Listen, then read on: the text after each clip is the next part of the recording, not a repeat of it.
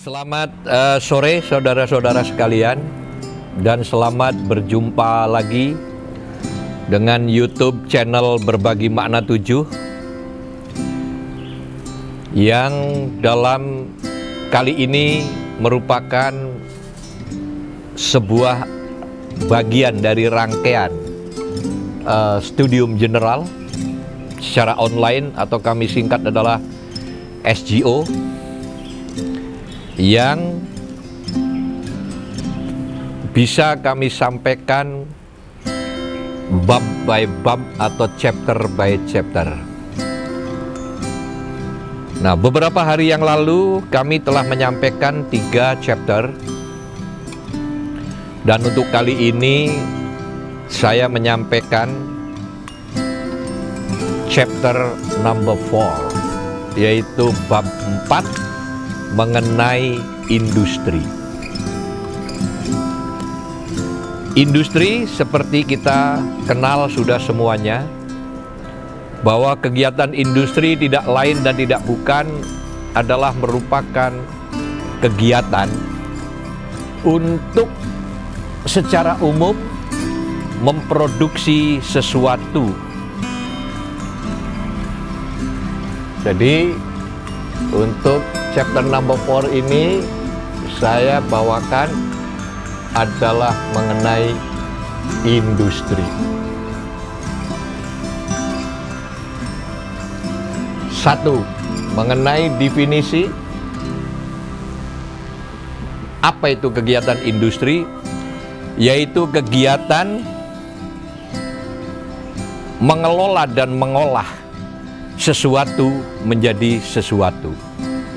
Jadi definisinya industri adalah sebuah kegiatan mengelola dan mengolah dari sesuatu menjadi sesuatu.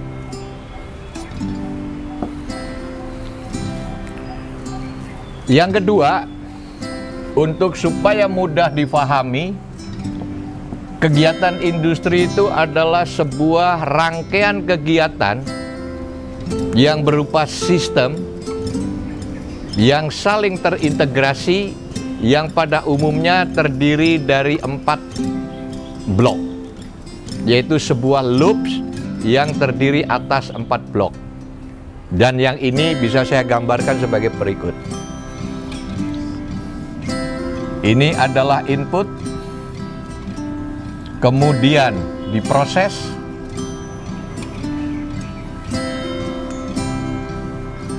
untuk menjadi output.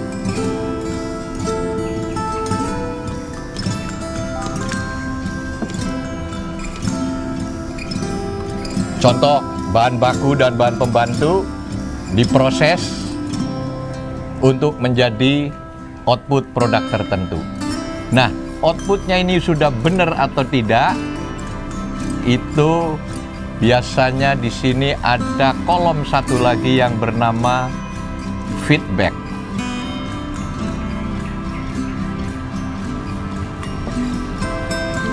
Untuk mengontrol proses dan mengontrol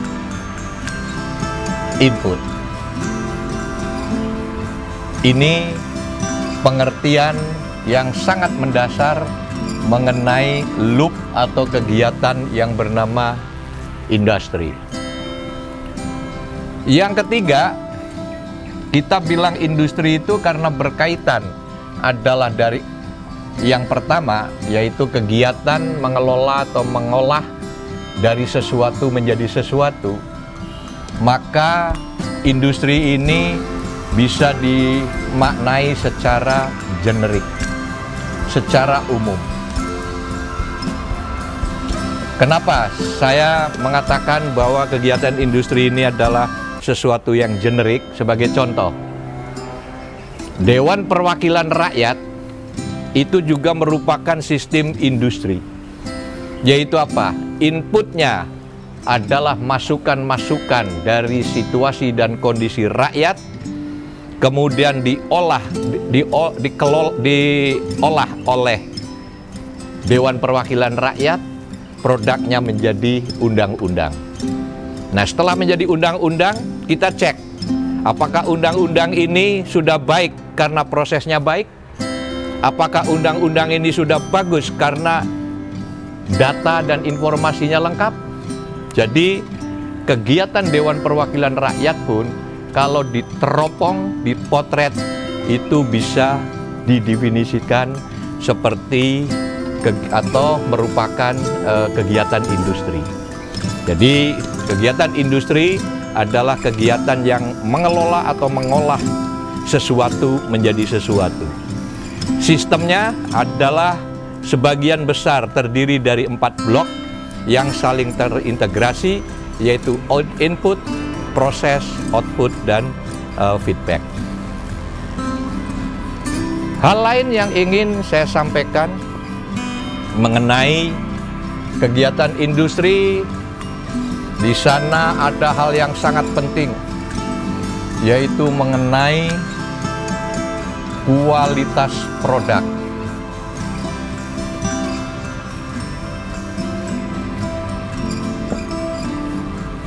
Nah, apa tujuannya kita ngomong soal kualitas atau quality product?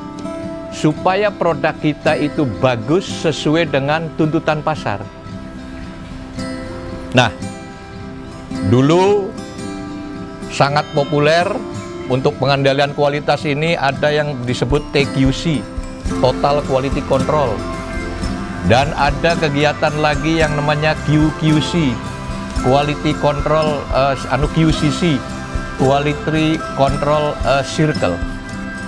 Jadi perbaikan kualitas, menjaga kualitas itu selalu dikerjakan secara bersama-sama.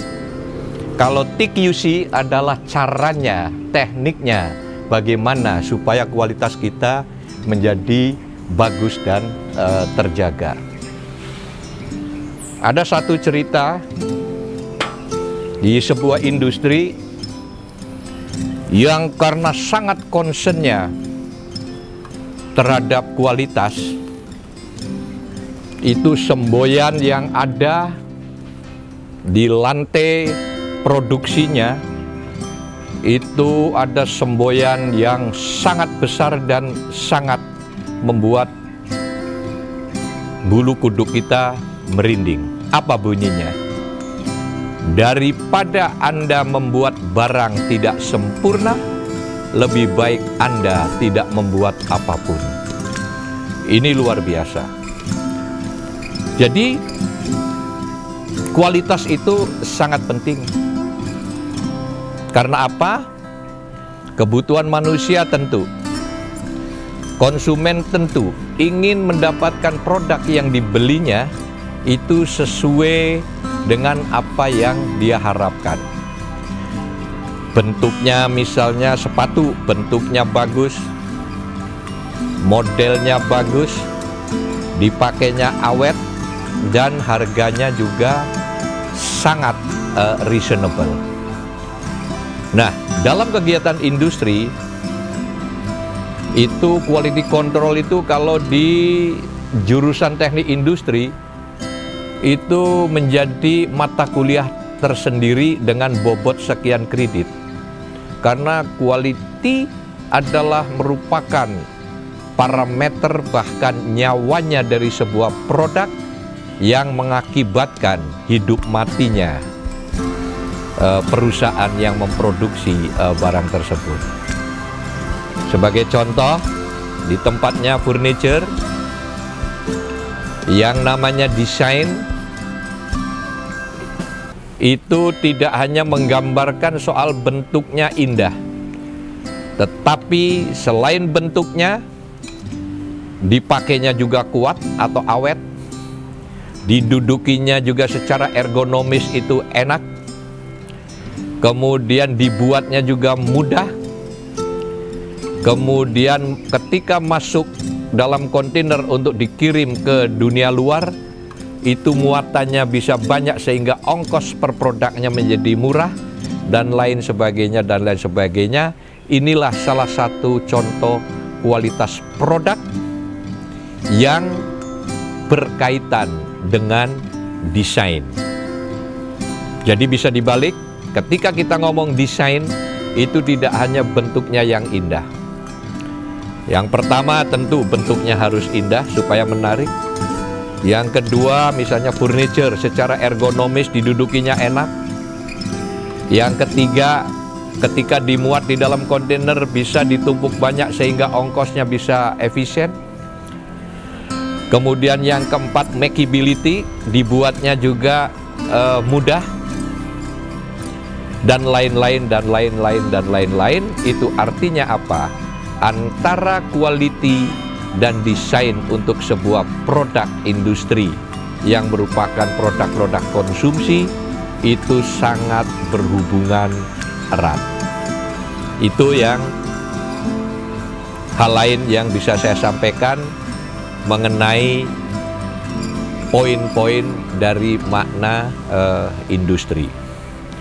Hal lain yang perlu kita simak di dalam kegiatan industri.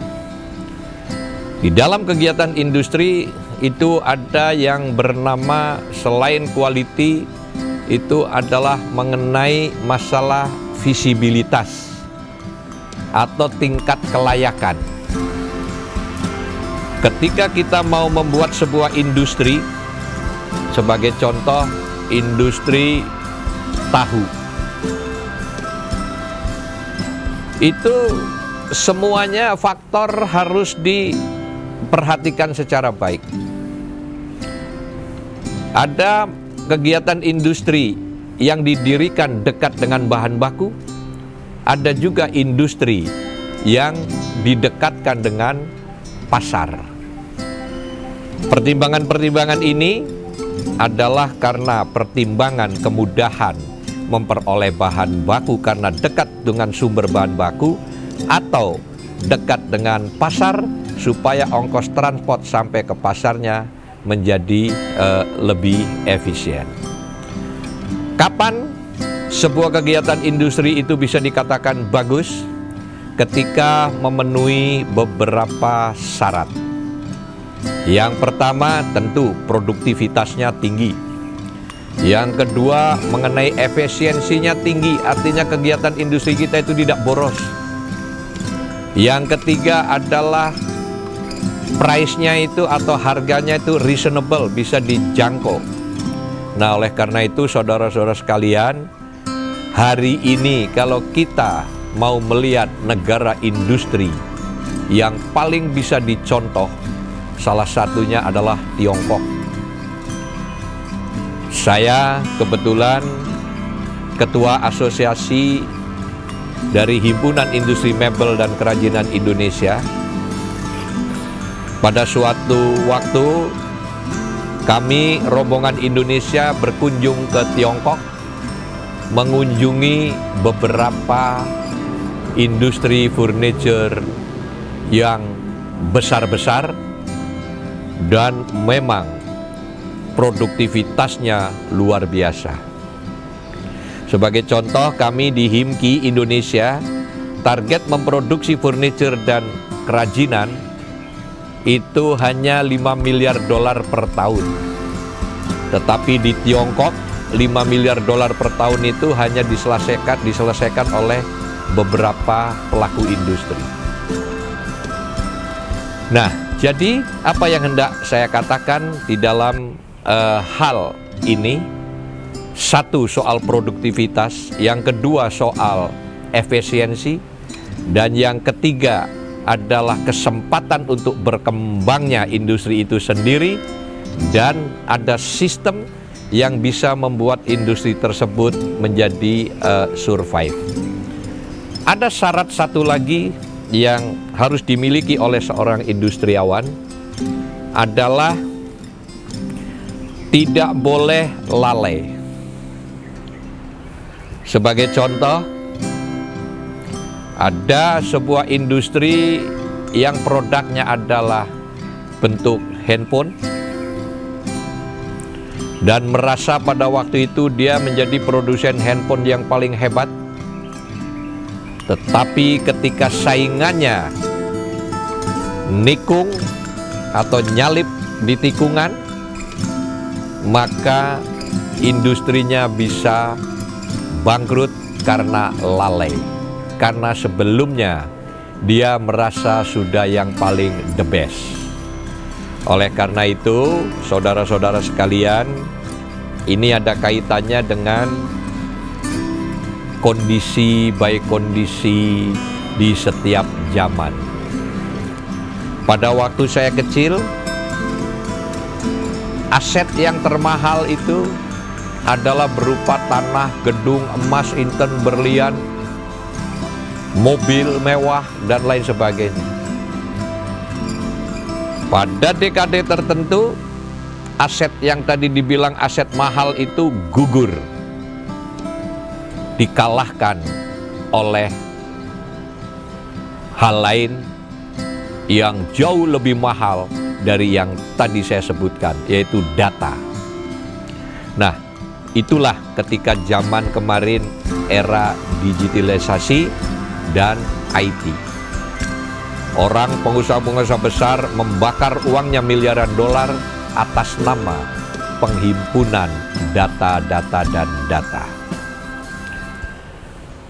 Nah, dekade yang sekarang dan mudah-mudahan atau mungkin berlaku sepanjang zaman, bahwa aset yang paling mahal adalah inovasi dan kreativiti.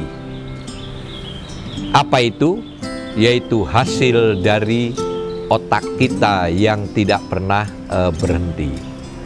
Jadi saudara-saudara sekalian, bahwa hari ini dan mungkin akan berlaku selanjutnya, bahwa aset yang paling mahal di dunia ini adalah ketidakberhentian otak kita untuk berkreasi, untuk melahirkan inovasi-inovasi yang dibutuhkan oleh segenap manusia di segala penjuru bumi.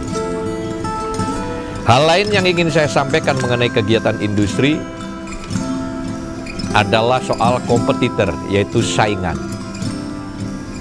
Nah, kapan sebuah industri itu bisa relatif lebih survive dan menang dalam persaingan? Antara lain, ketika industri tersebut memiliki sesuatu yang tidak dimiliki oleh saingannya. Sebagai contoh, Indonesia adalah pemilik mayoritas rotan terbesar di dunia. Sekitar 85% rotan dunia itu dimiliki Indonesia.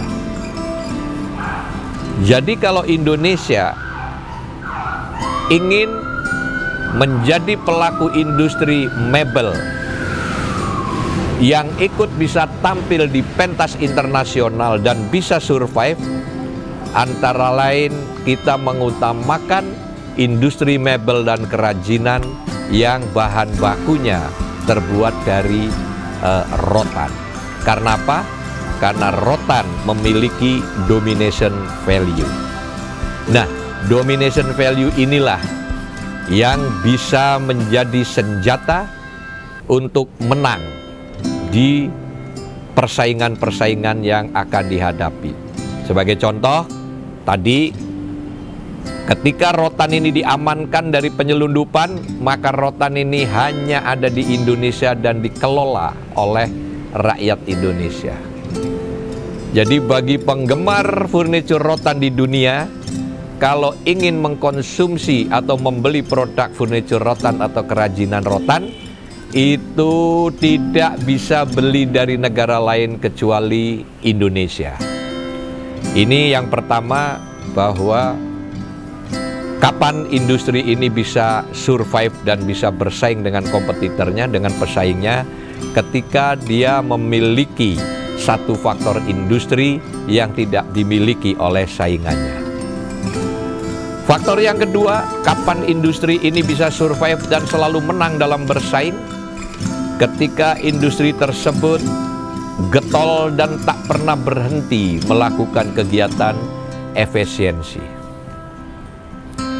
Yang ketiga, kapan industri ini bisa bersaing menang dan survive ketika industri ini selalu berkreasi untuk membuat produk-produk terbarunya. Makanya saya sering menyampaikan di dalam Himpunan Industri Mebel dan Kerajinan Indonesia adalah dengan semboyan no new design, no business. Artinya apa? Bagi pelaku bisnis furniture dan kerajinan harus tidak boleh berhenti melahirkan desain-desain baru, karena itulah tuntutan pasar yang sangat dinamik. Perlu diketahui bahwa pasar bukan konsumen yang statis, apalagi produk-produk yang berupa furniture dan kerajinan itu sangat membutuhkan desain-desain yang indah, ergonomik, kuat, dan harganya reasonable. Nah, faktor lain kenapa atau apa yang membuat industri itu bisa bersaing dan bisa survive, yaitu ketika industri tersebut tidak pernah berhenti melanglang buana dalam membuka pasar-pasar baru di seluruh Indonesia. Istilah saya adalah dari coast to coast, itu dari negara satu ke negara lain, yang mana dengan kita bisa mengembangkan pasar, maka jumlah produk yang harus kita produksi itu jumlahnya hampir tidak terbatas. Nah, yang berikutnya, kapan industri itu bisa bersaing dan bisa survive? Ketika industri tersebut tidak terkungkung oleh hanya pasar domestik. Sebisa mungkin kita memiliki industri yang produknya itu dikonsumsi oleh pasar lokal dan pasar internasional. Yang berikutnya, kapan industri itu bisa survive dan bisa bersaing di pentas internasional? Ketika negara juga ikut peduli untuk menumbuh kembangkan industri yang ada di dalam negeri, yaitu bagaimana hal-hal yang menunjang itu didorong dan diangkat, dan hal-hal yang menghambat harus kita press down. Jadi teorinya seperti pendulum, hal-hal yang menunjang kita angkat, hal-hal yang menghambat kita press down. Nah, inilah peranan negara, peran dan peranan negara terhadap pertumbuhan industri nasional kita, yang mana negara hukumnya wajib memberikan regulasi-regulasi yang memudahkan atau memberi kesempatan untuk bertumbuh kembangnya industri yang ada di Republik yang kita cintai ini.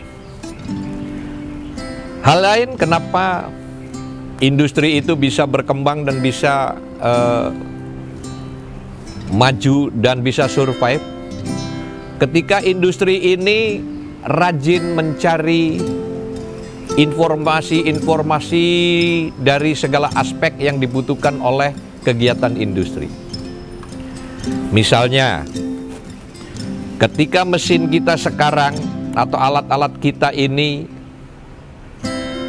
hanya mampu membuat 10 produk per minggu, kita harus terus rajin menggali informasi untuk memperoleh machineries atau peralatan yang bisa lebih produktif, yang bisa 50 atau 100 per minggu. Sebagai contoh, di kegiatan furniture itu ada kegiatan yang bentuknya ukiran. Ketika diukir secara manual, 1 meter persegi itu bisa berhari-hari. Tetapi dengan adanya teknologi, untuk mengukir 1 meter persegi itu hanya sekian menit atau sekian jam. Nah, inilah yang kaitannya dengan efisiensi, yang akhirnya harga juga atau cost juga menjadi lebih murah, sehingga produk kita dalam persaingan harga itu bisa menang di pentas lokal maupun internasional. Nah, kaitannya dengan industri dalam negeri yang juga banyak dilakukan oleh para pengusaha kecil dan menengah, maka negara berkewajiban untuk menemukan teknologi tepat guna. Dulu dan sampai sekarang kita punya lembaga yang bernama BPPT, Badan Pengkajian dan Penerapan Teknologi. Ini hukumnya wajib setiap saat melahirkan teknologi tepat guna yang dibutuhkan oleh industri kecil dan menengah. Itu saudara-saudara sekalian serba-serbi mengenai kegiatan industri, dan supaya saudara-saudara faham mengenai what is the meaning of industry, saya tidak akan bosan untuk mengulanginya karena ini adalah kegiatan yang sangat penting, mengandung unsur-unsur ilmiah dan berbagai disiplin ilmu. Jadi saya ulangi, kegiatan industri adalah sebuah kegiatan yang mengelola atau mengolah sesuatu menjadi sesuatu. Kacang kedelai diproses menjadi tahu dan tempe, itu adalah industri. Kapas dipintal menjadi benang dan akhirnya menjadi celana, baju, dan sejenisnya. Itulah kegiatan industri. Hal-hal yang bukan produk konsumtif yang sifatnya fisik, bahkan saya tadi mengatakan bahwa Dewan Perwakilan Rakyat pun adalah lembaga yang kegiatannya berupa sistem industri, yaitu masukan atau input suara rakyat yang diproses di Dewan Perwakilan Rakyat untuk menghasilkan regulasi. Kemudian regulasinya atau produknya itu kita cek feedbacknya, apakah sudah benar prosesnya, apakah sudah benar input-inputnya. Inilah adalah loop yang merupakan sistem industri yang paling mudah untuk dipahami. Jadi selain ada definisi yang kegiatannya mengolah sesuatu menjadi sesuatu, maka industri adalah sesuatu makna yang generik. Salah satu komponen atau roh yang paling dasar dan penting dalam kegiatan industri adalah mengenai quality product. Dan untuk menghasilkan produk kita yang selalu berkualitas, maka ada teknik quality control dan ada quality control system. Nah, dari uraian industri yang saya sampaikan tadi, ini sangat penting untuk dimaknai oleh pemuda-pemudi kita, khususnya bangsa Indonesia dari generasi ke generasi, lebih terkhusus lagi kepada para mahasiswa dan mahasiswi. Dan sekali lagi, Anda boleh sekolah di teknik industri dan mendapatkan ilmu-ilmu mengenai teknik industri. Ada teknologi mekanik, ada mekanika teknik, ada quality control, ada finance, ada ekonomi teknik, dan lain sebagainya. Itu adalah teori-teori yang telah diberikan oleh kampus secukupnya, tapi belum sempurna. Kesempurnaan ilmu kita adalah harus kita sendiri yang menyempurnakannya di lapangan dengan cara menerapkan dalam kegiatan nyata. Jadi saudara-saudara sekalian, dalam chapter yang keempat ini, yaitu mengenai industri, ini aspeknya sangat banyak, luas dan dalam, sehingga saya untuk kesempatan ini hanya menyajikan ilmu-ilmu terapannya, yang mana ilmu terapan ini hanya bisa diberikan oleh orang-orang yang proven, yang terbukti sudah melakukan kegiatan secara nyata. Oleh karena itu, saudara-saudara sekalian, saya ulangi bahwa Anda telah mendapatkan ilmu formal dari kampus secara ideal, tetapi penerapannya Anda harus belanja lagi ilmu-ilmu dari para pelaku industri yang sesungguhnya, yang setiap hari, setiap saat melakukan kegiatan industri. Dengan demikian, Anda akan mendapatkan bekal yang cukup ketika Anda kemarin di wisuda, atau ketika Anda baru masuk perguruan tinggi, itu bisa mendapatkan dua bekal, yaitu bekal teori dan bekal praktek untuk kegiatan hari-hari di lapangan bagi mahasiswa yang habis dilantik, dan merupakan bekal untuk menerima pelajaran-pelajaran di kampus secara formal. Jadi, supaya sistem belajar dan mengajar di dalam kampus, ketika mahasiswanya itu sudah sedikit dibekali ilmu-ilmu lapangan yang diberikan oleh pelaku-pelaku industri secara proven, itu akhirnya proses belajar mengajar bisa lebih dynamic. Sekian saudara-saudara sekalian yang bisa saya sampaikan secara singkat dan sederhana mengenai kegiatan yang bernama industri. Semoga bermanfaat. Terima kasih.